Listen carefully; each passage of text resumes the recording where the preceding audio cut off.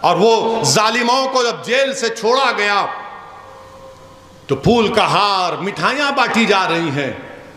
یہ سنسکار ہے؟ سوچ لو تھوڑی دیر کے لیے. اتنا بڑا مجمع ہے، میری آواز جو ویڈیو پر لوگ سن رہے ہیں، تم عالم تصور میں جا کر سوچو کہ بلقیس تمہاری بیٹی ہے اور اس کو عزت لوٹنے والوں کو اس طرح کا سلوک کیا جا رہا ہے. اگر تمہارے خون سے، آنکھ سے خون کے آنسو نہیں نکلیں گے تو تمہارے دل میں دھڑکتا ہوا دل نہیں رہے گا.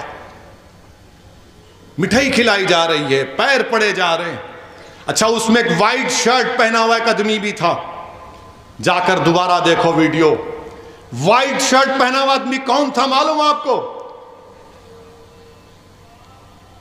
وہ خواجہ اجمیری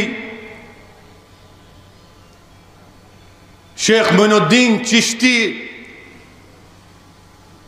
کے آستانے پہ جو بم بلاسٹ ہوا تھا، اس میں 2 RSS کے لوگ ممبرز کو سزا ہوئی تھی. اس میں سے ایک شخص تھا وہ کھڑا ہوا ہے وہاں پر.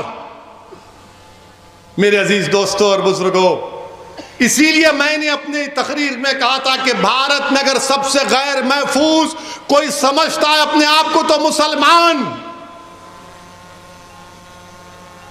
آج بھارت میں اگر سب سے زیادہ کوئی سمجھتا ہے کہ اس کی عزت نہیں کی جاتی تو مسلمان.